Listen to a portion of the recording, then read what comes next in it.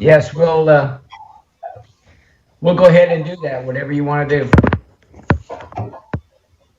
Feel like I'm in the dark this morning, literally and figuratively here. I'm just godly. It's Monday. It's That's Monday. right. It's Monday. Oh man, did it rain yesterday where you were? What? God. Gosh, my yard is a mess. Oh, we were like building the ark over here. It was just. Well, we were in Alabama, and the weather there was just wicked. It was horrible. Yeah. So what was Beth doing? She was going to try to get another computer. Is that what she's Yes. done? All right. I got like 9 o'clock. I'll give it till 9:01, and then we'll do it. We'll just start the meeting.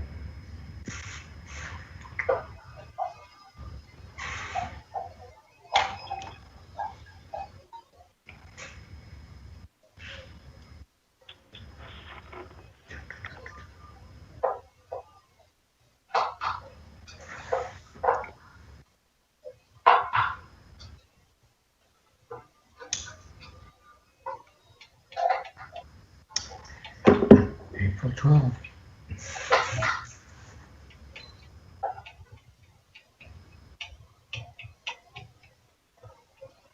Carl, I am here. I'm on my Hey, phone. I see you. Hey, Yay. I have no idea what's going on with my computer. This has never happened before. So did you get started? We haven't done anything. I was going to wait till like 9:02. Can you hear us now? Yes. Oh, so Now I can. okay, so it's back to you, Madam Chair. You go ahead and start the meeting. Okay. So welcome, everyone. Thank you for being with us today. Am I doing a lot of feedback? No. Okay. Thanks for being with us today. I apologize for my technical difficulties. First of all, Mr. Persis, if you would mind leading us in the pledge, please. I'd be happy to, Madam Chair. Everyone just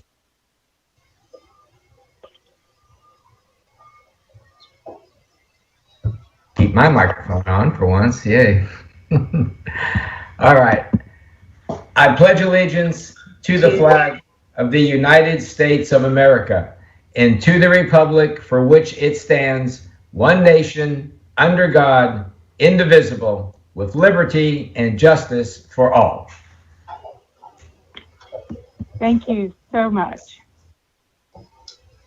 Elena, can you post the agenda, please, so everybody can see who our legislative speakers are this morning?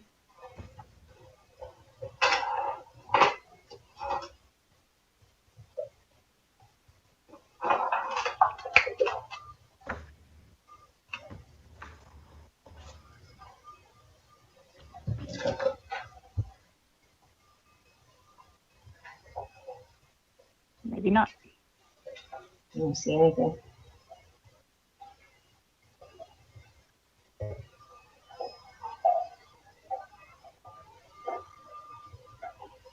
There it is. We go. Thank you. Thank you so very much. Please remember to put your attendance in our chat so that we can take your attendance. And with no further ado, there's an awful lot going on in Tallahassee right now, as we all know. So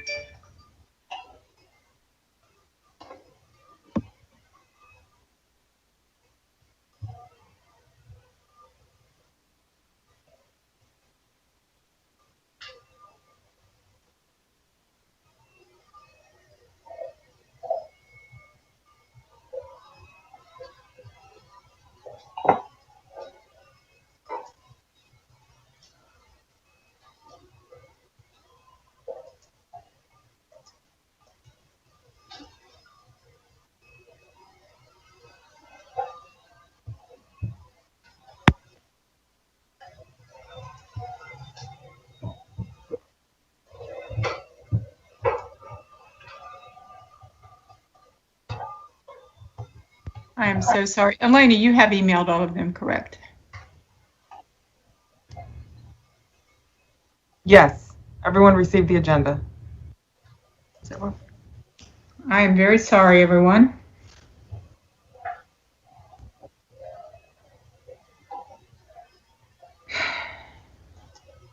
Is Wendy on? We're No. all on. I'm sorry. This is Eileen Fernandez. We Yeah. are on. Yeah, Wendy's on. I'm on. I have a quick What do we want to question. be doing today?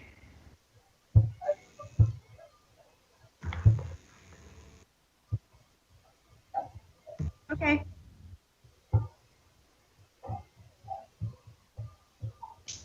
Welcome to the audio conferencing center. Please enter a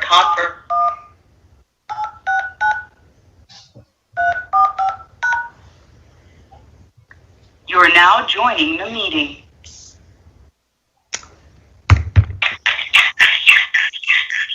This meeting is being recorded and/or transcribed.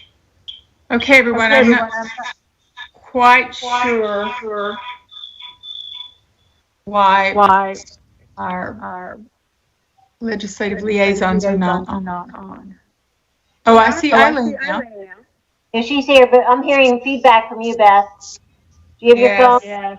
Do you have your phone and your computer next to each other? Well, I can't hear from the computer. Okay. So I'm going to mute myself. Carl, if you wouldn't mind just going ahead and introducing our folks. I see that Eileen is on. How Is about Wendy Wayne? on? Is Wayne on?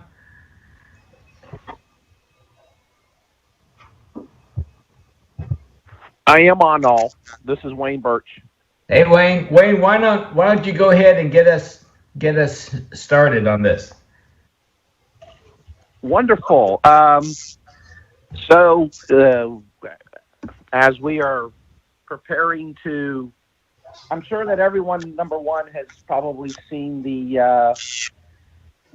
House and the Senate have both released budget proposals. Actually, have passed budgets off the floor, so they are set up for conference.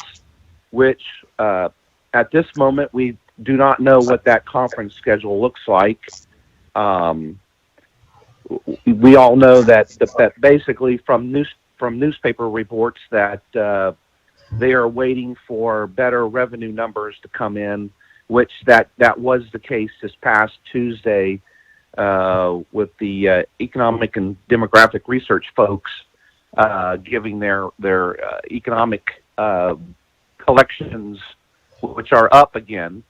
On top of budget, we've got issues related that we'll be talking about related to charter schools. Briefly on Bright Futures and what the Senate's doing and what the House may not be doing. We're going to hit school safety and then some of the other, I guess, ancillary issues that are being battered around by our friends in the legislature. And with that being said, I will hand it off to Miss Eileen from Orange County, where she has been tracking impact fees and some of the other issues more in the weeds level than 30,000 feet above. So, Miss Eileen, I'll hand it over to you. Hi, good morning, everybody. Good morning, everybody. Can you hear me? Yes, we can. Okay, perfect. So I'm going to be going over a couple set of bills. I'm going to be going over some bills that deal with impact fees, and then I'm going to be going over the school safety bill that's been introduced this year. So with regards to impact fees, we have two different fees. We have two different bills. We have Senate Bill 750 and House Bill 337. So what this bill is trying to do, initially, it was trying to cap any increases to 3% on any kind of impact fees. That has since been amended, and so the caps have now increased to a total of 50%. The bill says that if your increase is 25% or less, you have to do it in 2 annual increments of 12.5% per year. If it's more than 25%, then it has to be done in 4 annual increments. Pursuant to the staff analysis, it says that these provisions do not apply, the caps do not apply if you meet the rational nexus test and you obtain a proper impact fee study.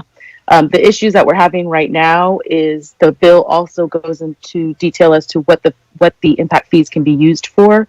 It says that they can be used for infrastructure and public facilities. Infrastructure and public facilities are defined within the bill.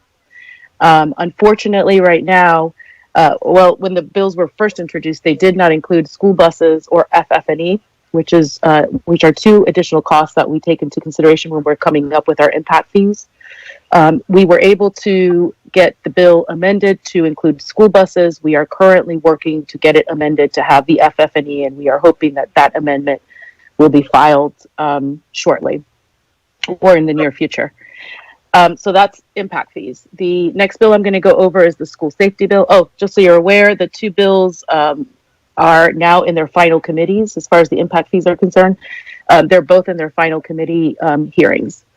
So now moving on to the school safety bill, House Bill 7035. This bill was fairly recently introduced, and it contains a number of provisions.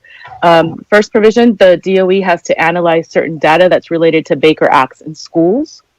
It criminalizes false reports given to Fortify Florida. It says if the Office of Safe Schools sends a notification that the school district is violating a provision of safety law, the board has to withhold payment of the superintendent. It contains a provision that says if charter schools are violating the Safety Act, that the Commissioner of Education gives recommendations to the school board for further action. It states that parents have a right to timely notice of any threats, unlawful acts, and significant emergencies. It states that parents have a right to access safety and discipline incidents. It requires a board to modify its student code of conduct so that it contains criteria for recommending to law enforcement when a student should go into diversion programs, as well as criteria for assigning a student who commits a petty act to a school board intervention program. It changes fire drills to accommodate ESE students. It requires the board to modify policy so that certain criminal acts are reported to parents. Certain criminal acts that occur on campus are reported to parents. It requires the board to adopt a family reunification plan in the event that there's an emergency and the school is closed or students are relocated because of an emergency. And it contains provisions that a threat assessment team should try to reflect the demographics of their schools. And finally, it contains a provision that if a charter school notifies a school district that it cannot secure an SRO or safety officer under the same terms as the school district then has to provide that SRO or safety officer. And we cannot charge any more than what they receive in their allocation for safe schools allocation. That provision, if you recall, was tried to be, they tried to pass that provision in the safety bill a couple of years ago and it was taken out. So it's back now. We're trying to work on this. One thing I will say is that there is no Senate companion to this bill. And what we have been hearing is that there's very little appetite from the Senate to take on any safety bills this year. So we're not entirely sure that this bill is actually going anywhere. So with that, I'm going to turn it over to Wendy, and I will send over the bullet points that I've done that I talked today. I'll send those over so that those can be sent to you guys. Thank you so much.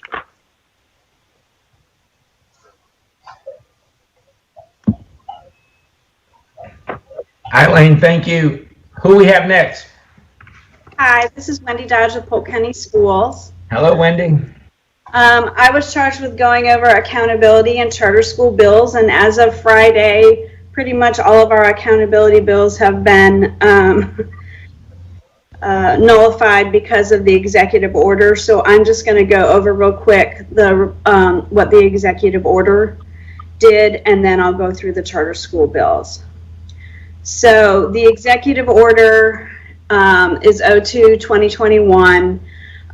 It allows districts to grant graduation waivers to students who are expected to graduate in 2021 but have not passed their statewide either 10th grade ELA or Algebra 1 exam It allows them to graduate if their academic record shows comparable level of achievement. The districts have to report any students that they allow to graduate under this provision to the department. And then it allows for the same waivers, so to speak, for the graduation designations, scholar and merit designations.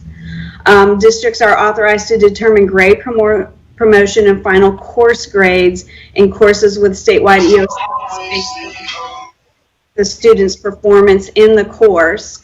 And then school principals are authorized to make grade promotion decisions based on a student's academic record with input from parents and school leaders, etc., stakeholders.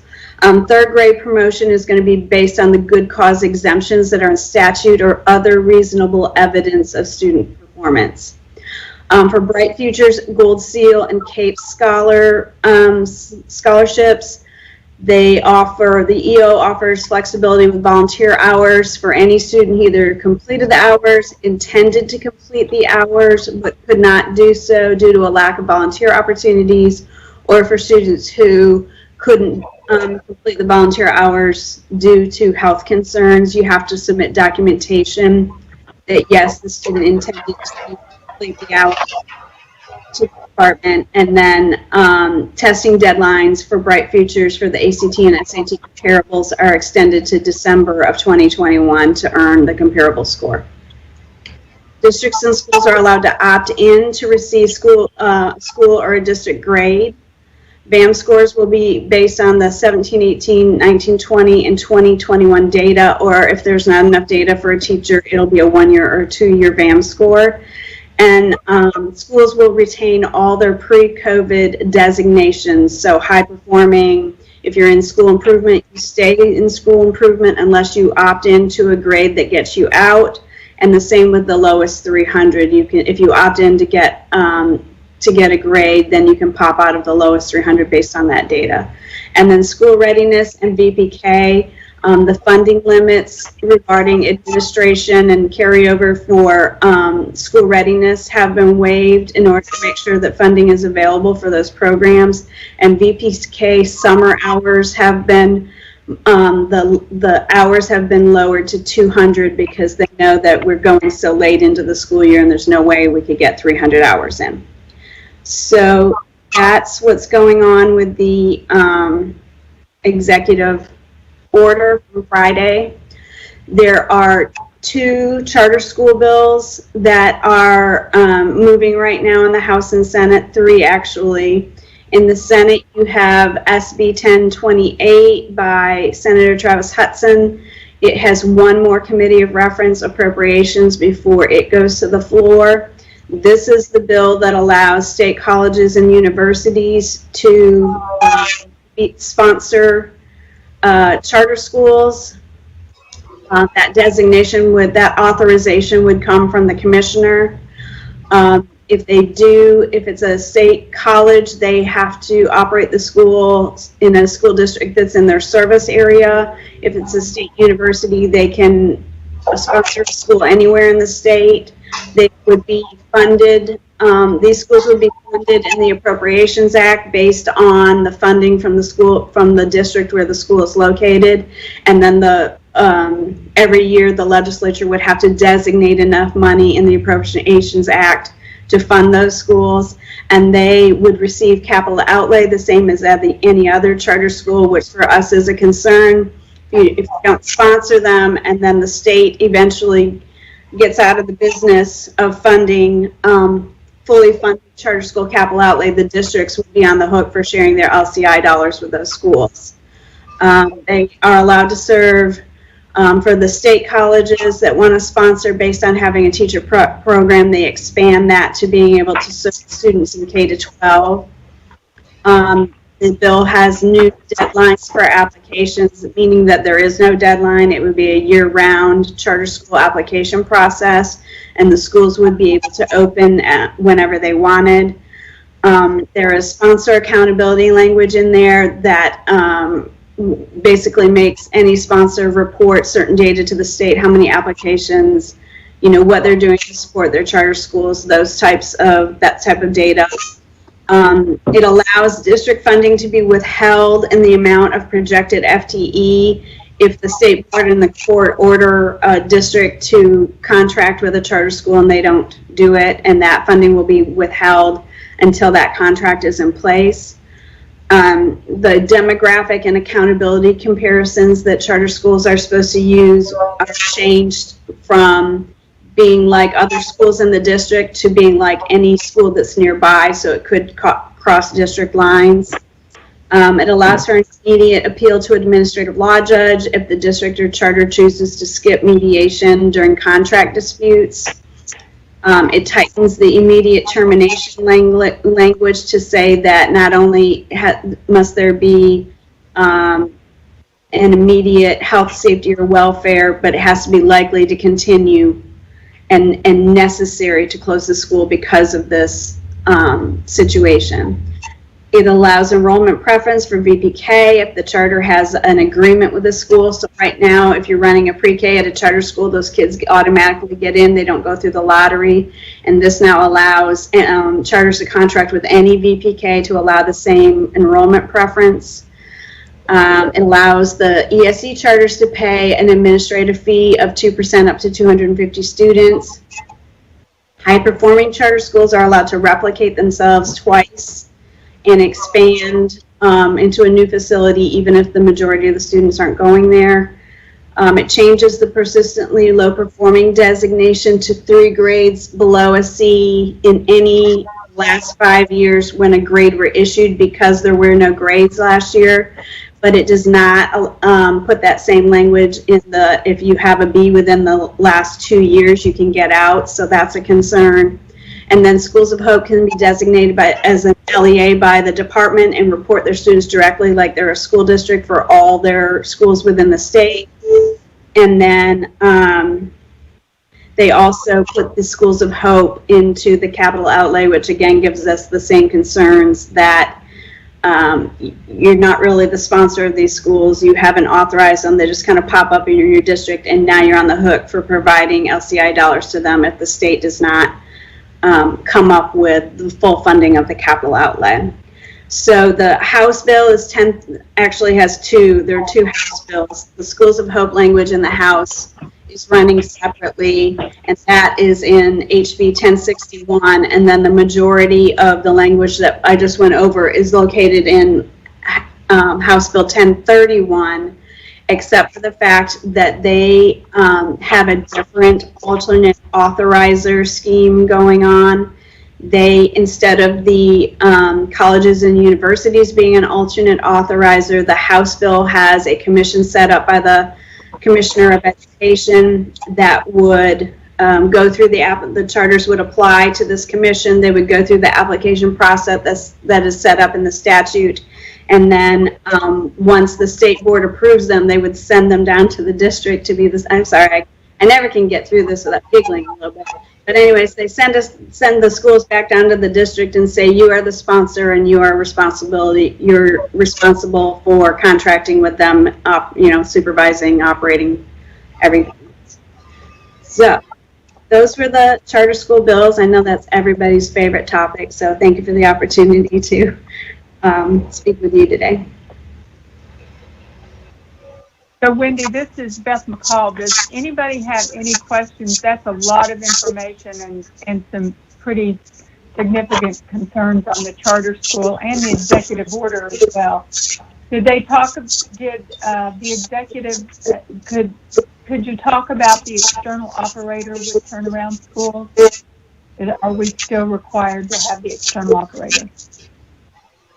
There's nothing in the waiver that gets us out of having an external operator, and the way the executive order says that if you're in school turnaround now, you stay. You're basically frozen to where you are in school turnaround, which is how it was this year also. So if you have an external operator, you would continue with that external operator unless you choose to get a grade, and that grade gets you out of the turnaround designation. Wendy, I have a question. Okay. Am I recognized? I'm sorry. Yes, Lynn, go ahead. Oh, Okay, well, good morning, everyone. Wendy, I have the litany of charter school bills, as we all do, and it would seem that this would be the demise of public education as we know it. And I know that we have a major newspaper, Tampa Bay Times, that is saying basically this is what's going to occur. Do we have any, out of all those bills, is there any of those bills, and I'm including Senate Bill 48, that will be, in your opinion, possible to not go through? Or are we looking at, basically the defunding of public education in one way or another, as you very astutely shared just now? I think that Eileen, is someone else on the call going to go through the voucher bills? Yes, it's Kristen Davis. Hey. Yeah, Kristen's going to go through the voucher bills. So if it's okay with you, maybe we can talk about the voucher after she's gone through kind of what's in the bills. As for the charter bills, they both have to go through the big appropriations committee still. The districts have become very engaged on these bills. There are a lot of provisions that kind of don't make sense. and because the two bills have two different alternate authorizer schemes, it's clear that they haven't decided which way they want to go. The House bill is set up to address the court order from a million years ago when we had the Florida Schools of Excellence, and that was the alternate authorizer, and then it was struck down by the courts because the districts did not control, supervise, and run those schools. And so they seem to have said, we think that if we have this other group approve them and then send them down to the district, we are getting around the court order. And I'm not sure that our school attorneys are going to, or other attorneys are going to agree with that. And then you have very concerning funding issues on the state college and university alternate authorizer side. And there's also concerns about if FSU decides to open state university. So if FSU decides to open a school down in Miami, how does that work? Miami funding is very different than Leon County funding. And how does the actual supervising of these schools, of their transportation, of their ESE, of some of the other important things that schools do, how would that functionally happen?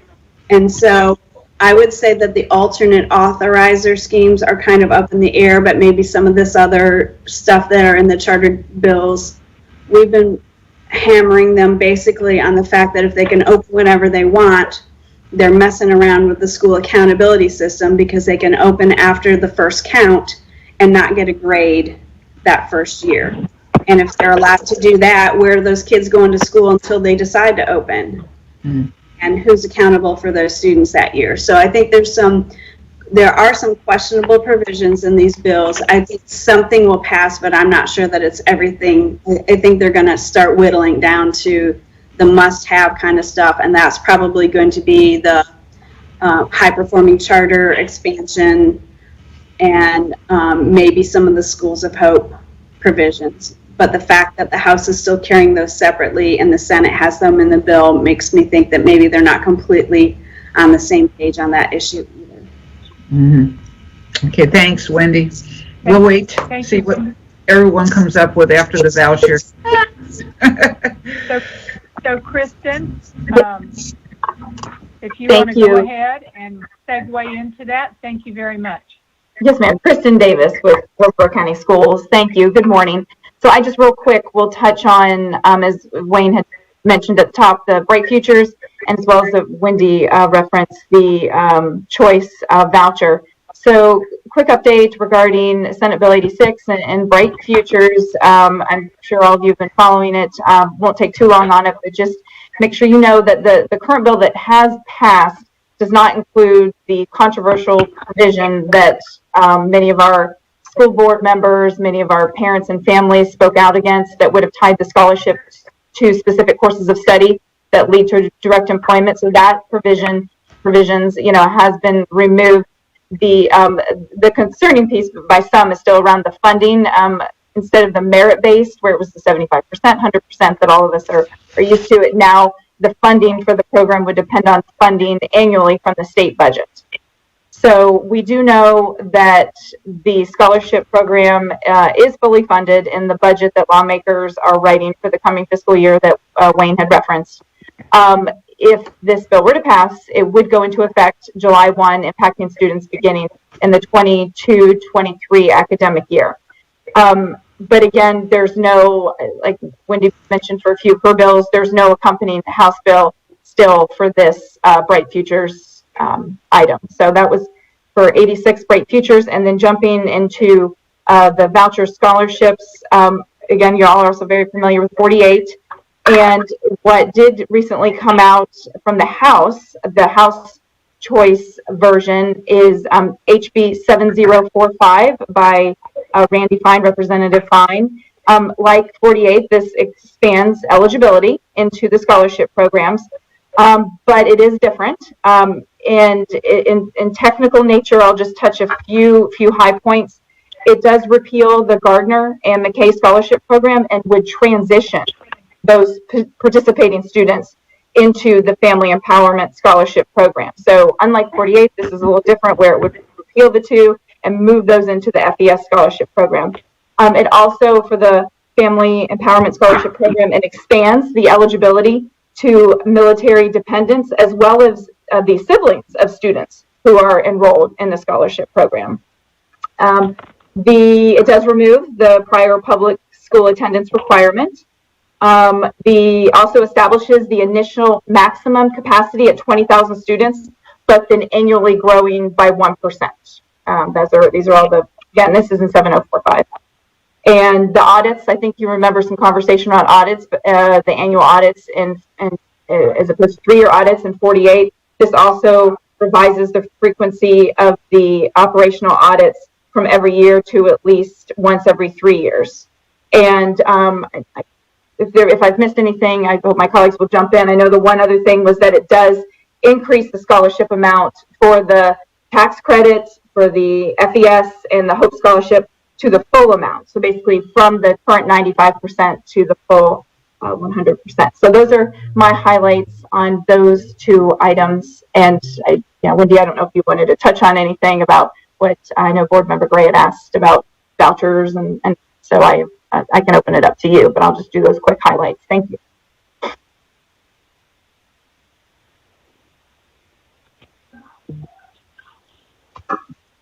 Well, I think the question, if I'm recognized to respond. Yes, Wendy. Yes. I think the question was really about, the future of public education if these voucher bills passes, and it's definitely going to change the landscape. But at the last hearing in the House, the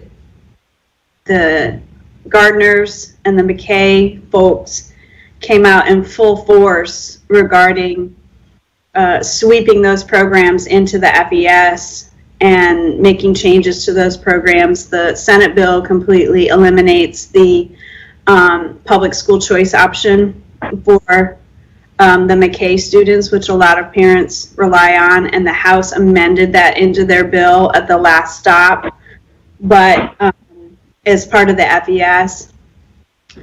But I think that we are still the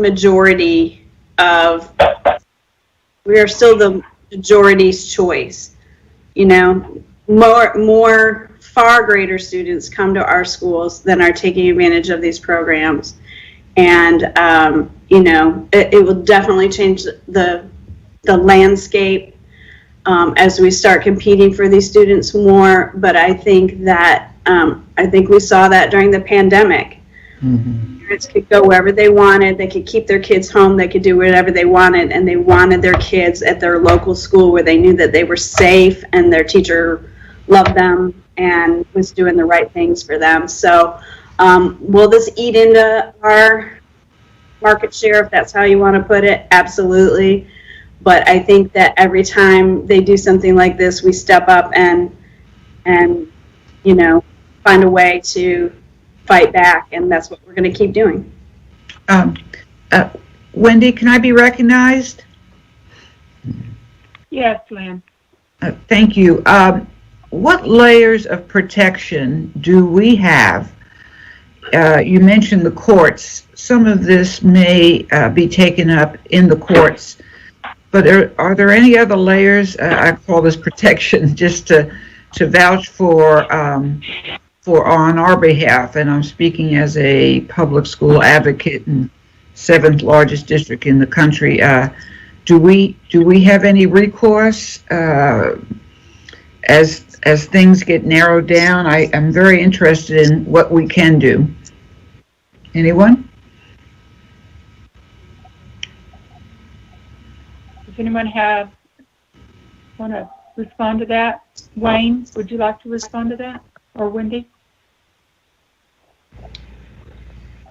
I'll just say I think the courts are an opportunity, and I also think that the more that they dip into taxpayer, these schemes, the new voucher schemes are going to move money from trust funds over into, basically public funding of the scholarships, and I think that is going to be challenged, and I think it also means that there has to be more of a push to say, if they're getting the same money that we're getting, parents had better know the same things about their schools.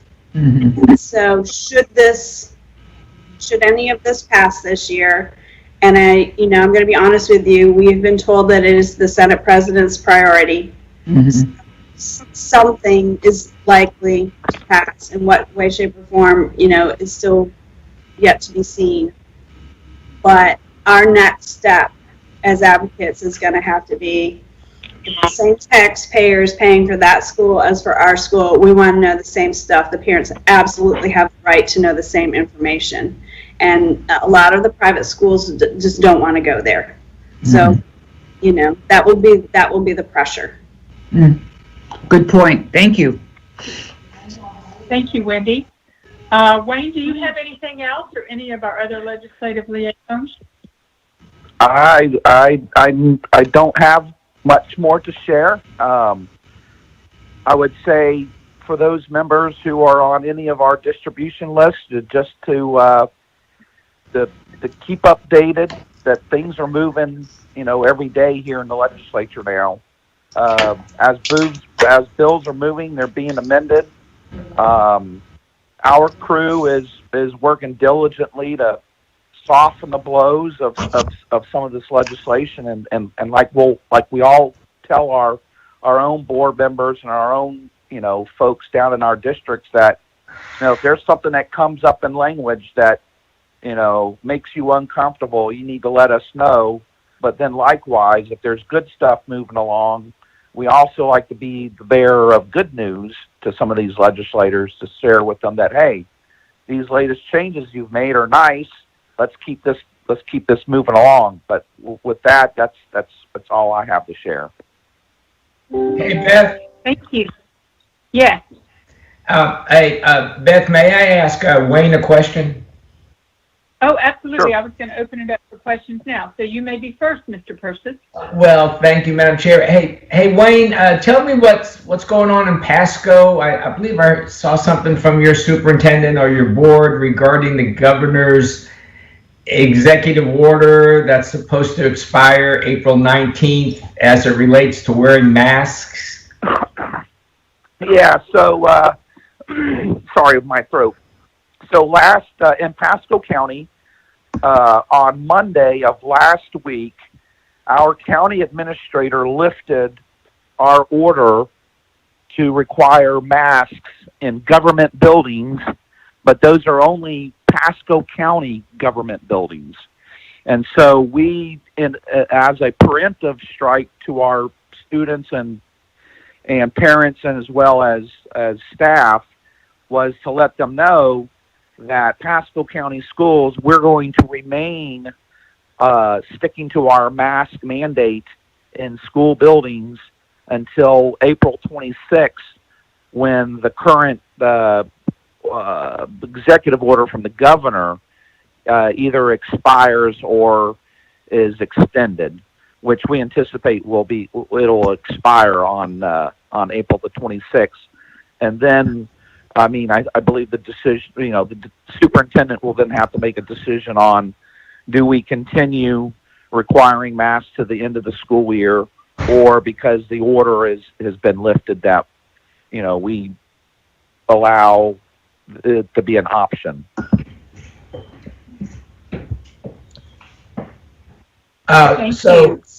Yeah, okay. So Wayne, does just one follow-up. So Wayne, does Pasco County, did the Pasco County School Board pass its own mask mandate policy, or were they just following the governor's executive order?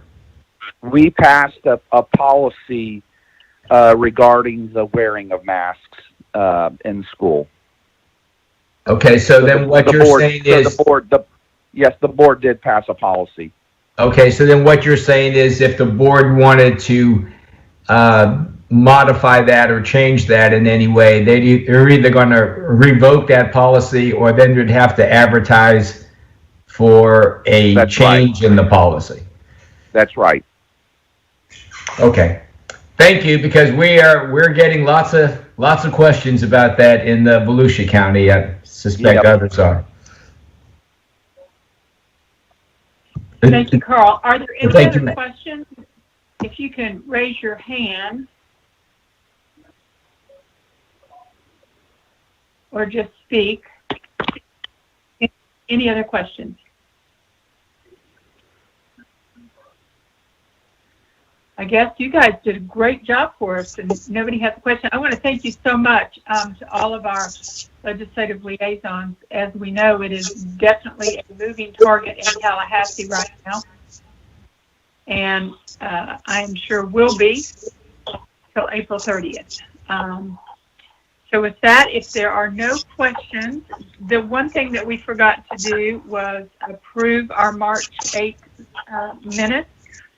So if I could have a motion, they were sent out to all of you. I make a motion, Abby Sanchez. Thank you, Abby. Do I have a second? A second, Linda Covert. Okay, Linda, I see some hands raised. All those in favor? Aye. Aye. Aye. Okay. All right, Elena, can you take the agenda down so that we can see the hands that are raised? I do see some hands.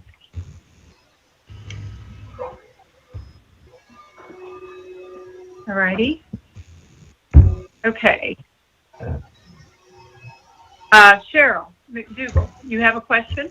I do. I'm with Brevard County, and I know that Katie Campbell has asked if there was anyone who had any metrics about when they might loosen their, our COVID restrictions at this point. Or so she wanted me to follow up on that and see if there was anybody who had. Are there any metrics out there? Is there a level when we think we might loosen mask mandates or distancing? I guess I'm just reaching out to other districts in our area, in our state. So. Thank you, Cheryl. And I was going to bring that up in new business, but has anybody begun to loosen their COVID restrictions in their schools? Anybody at all? No, we have not in Marion County yet. No, we've had conversations, but we haven't changed anything. Good to know. Thank you. I appreciate that. There's been no change in Orange either. And we'll certainly be looking at that matrix of advisors between the CDC, World Health Organization, and our own medical advisory committee as well to guide us on that. We also are following executive orders from county government right now. So, so to date, there's no change and no combination of change, at least through the end of this school year. And Linda, I also, am marching to the same beat because our local government is still under the mask mandate. So we're still hanging in there with that as well. Duplicate of what Linda just said. And we are Seminole County doing the same thing as well. And Marion County is as well. We're looking and meeting with our health department on a regular basis. Anybody else? Okay. Cheryl, did that help you? Yes, it did. I appreciate that. Thank you very much.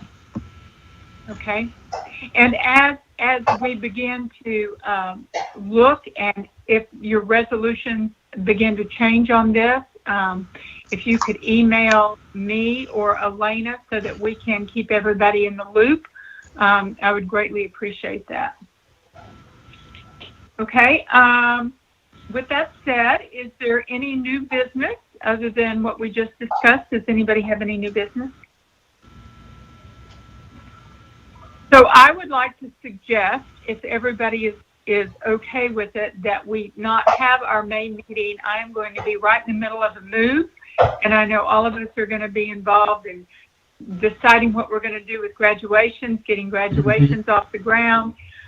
And then we will all be back together in June at our live conference. We will be having our breakfast. Oh, that's right. So stay tuned on that. We are in the process of planning that, so please stay tuned. We look forward to seeing everyone in person, so working with FSBA on what that looks like.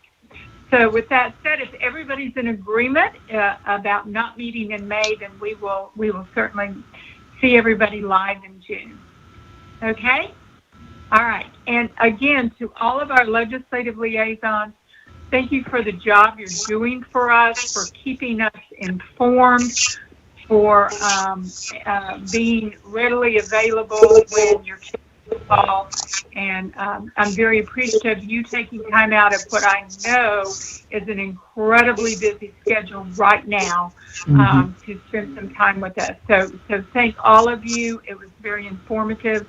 And we will all try to keep up on a daily basis with what is going on. FSBA does have a good tracker on their website. Yeah. So you can look at it daily and kind of get some updates. So be sure and refer to that. So with that said, I will leave everybody. Again, I apologize for all the technical difficulties. Not sure why that happened, but I think that everybody's had it at some point during this time of COVID. So thank you all, and I will see all of you in June. Thank you very much. Bye-bye. Bye, everyone. Have a great week. Have a great time. Great week. Stay safe and healthy.